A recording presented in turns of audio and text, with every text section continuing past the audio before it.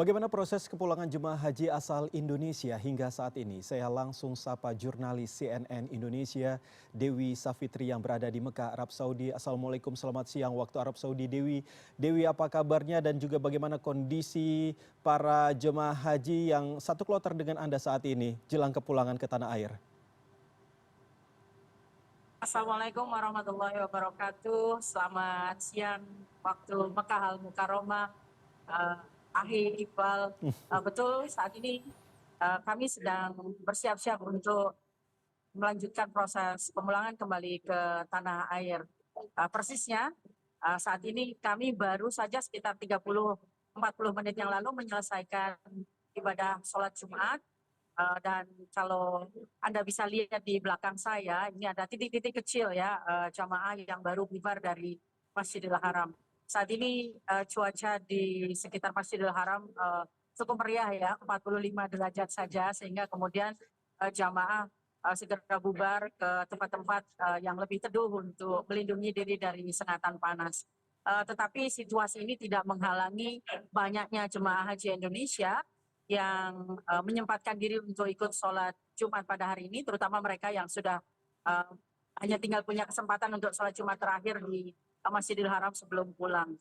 Juga tidak menghalangi jamaah yang masih berambisi dan bernafsu untuk berbelanja ya, karena ini kesempatan sebelum pulang. Jadi untuk persiapan keberangkatan kepulangan, kalau kegiatannya, kalau tidak piknik ke berbagai titik di luar Mekah, siap-siap untuk pulang dengan packing, kemudian memampatkan isi koper supaya pas dengan jumlah belanjaan. Iqbal.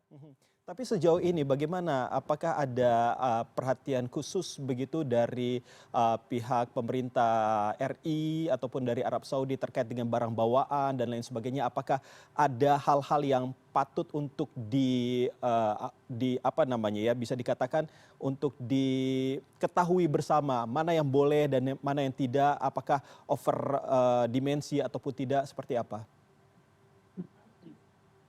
Ya, saya mendengar bahwa ini persoalan dari tahun ke tahun ya. Besar nafsu belanjanya daripada besar ruang bawaan untuk bagasinya gitu ya. Itu terjadi dari tahun ke tahun. Jadi yang terjadi adalah saat ini terutama untuk jamaah-jamaah kloter awal ya, itu semuanya bersiap-siap dan kemudian berusaha berpikir keras gimana ini caranya supaya barang bawaan bisa pas. Kami sudah dapat arahan dari maskapai yang mendatangi beberapa hotel untuk sosialisasi yang dibolehkan jumlah bawaan segini ya Ibu Bapak, dan volumenya harus segini, nggak boleh lebih dari ini karena nanti ada resiko barang akan diminta untuk ditinggal di bandara dan seterusnya. Dan ini kemudian dicoba untuk disesuaikan oleh para jamaah haji Indonesia. Tapi ada cara lain juga, dan ini sebuah peluang ekonomi yang kemudian ditangkap oleh beberapa perusahaan, termasuk diantaranya PT Pos Indonesia ya. PT Pos ini gencar sekali menawarkan gimana Bapak Ibu kalau pulangnya bisa nyaman gitu ya, bawa barang-barang terutama oleh-oleh, ya sudah barang-barang yang mau dibawa ke Indonesia nggak usah semuanya dibawa lewat pesawat, dititipkan kami aja, kirim lewat pos ke Indonesia. Jadi sebagian barang bahkan sudah ada yang sampai di berbagai hotel. Sampai hari ini saya dengar teman-teman jamaah juga masih menunggu kedatangan petugas pos untuk menimbang dan mengamankan lah ya, intinya memastikan bahwa barang bawaan itu sampai dengan selamat di tanah air, meskipun harus mengeluarkan biaya ekstra untuk pengiriman via pos. Dewi, bisa Anda jelaskan kepada kami kapan jadwal Anda akan pulang ke tanah air dan termasuk dalam kloter berapa?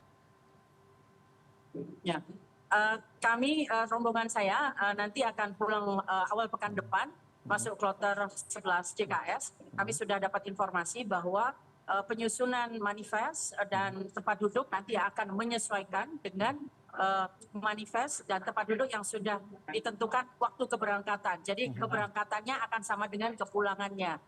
Begitu juga dengan urutan-urutannya. Sejauh ini semuanya masih sesuai dengan schedule ya, sesuai dengan jadwal.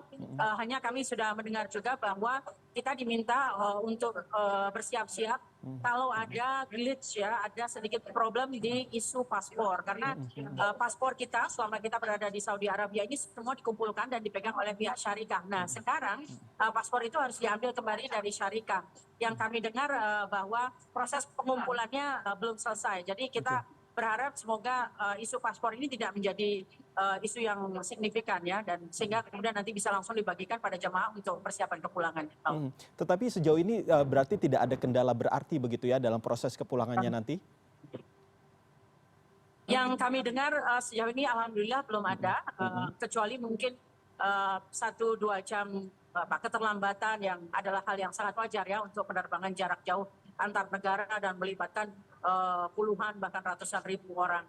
Mudah-mudahan nanti akan lanjut sampai seluruh kepulangan selesai. Oke, Dewi, kami ingin mendengar cerita dari Anda. Tentunya ini sudah hari-hari terakhir begitu dan Anda akan pulang kembali ke tanah air. Bagaimana Anda melihat dari sejak Anda berawal datang ke Arab Saudi untuk melakukan ibadah haji sampai sekarang jelang untuk kepulangan, apa yang Anda rasakan? Ini pertanyaan yang sangat besar ya, dan luar biasa sulit untuk dijawab. Tapi yang jelas begini, saya kira ini perjalanan ibadah haji adalah perjalanan yang sangat personal, yang sangat individual sifatnya. Satu dan orang lain mungkin akan punya pandangan yang sangat-sangat berbeda. Sejauh yang saya rasakan ini adalah perjalanan spiritual yang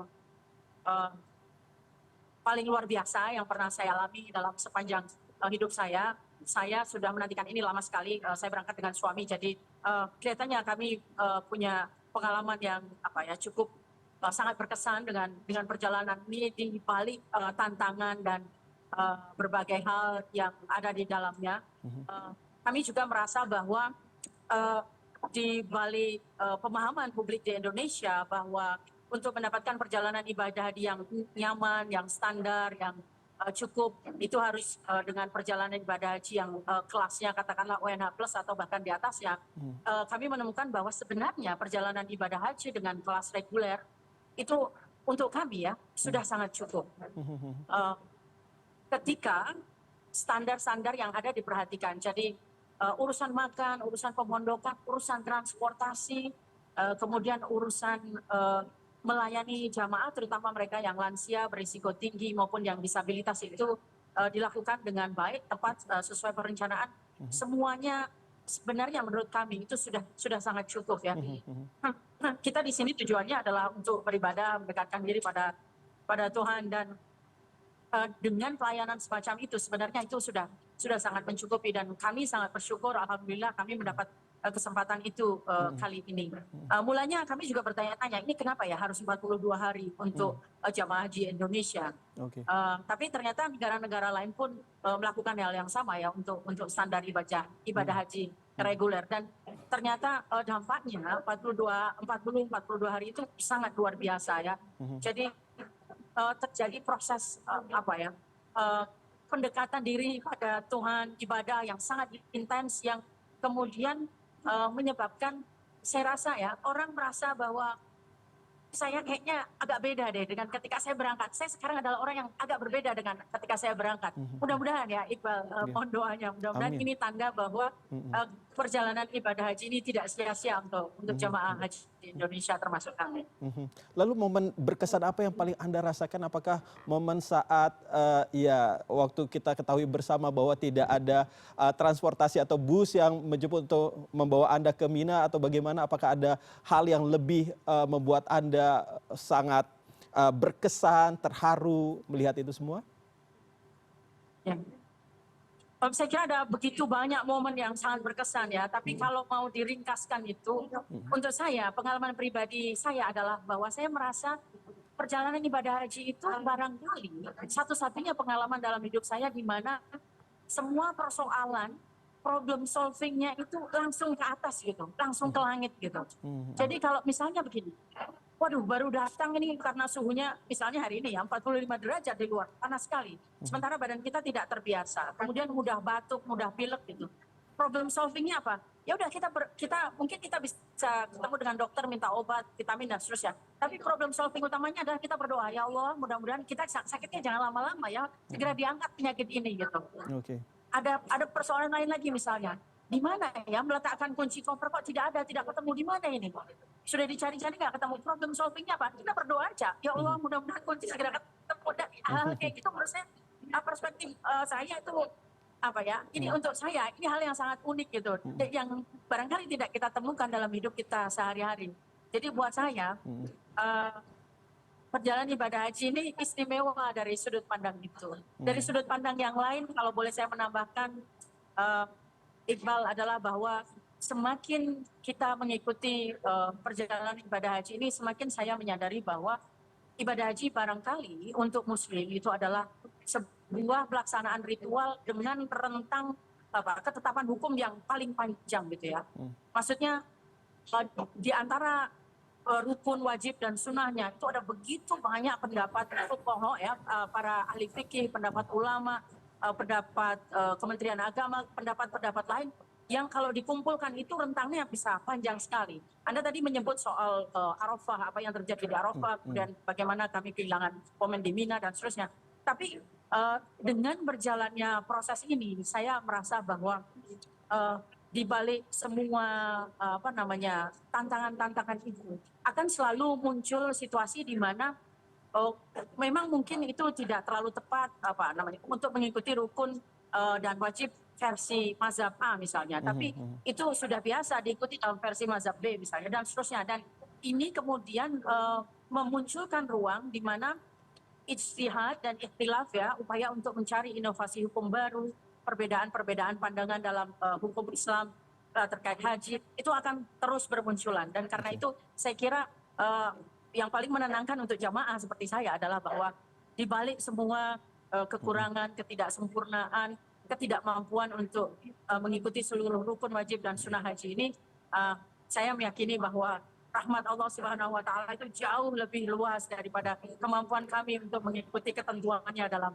ibadah haji ini. Mudah-mudahan ya Iqbal. Amin, amin. Terima kasih Dewi Savitri, jurnalis CNN Indonesia. Terima kasih sekali lagi atas berbagi cerita pengalamannya selama di Arab Saudi. Semoga apa yang Anda sampaikan kepada kami menjadi motivasi kami juga untuk semangat untuk bisa berangkat juga ke Tanah Suci. Terima kasih dan salam sehat selalu dan selamat untuk kembali lagi ke tanah air.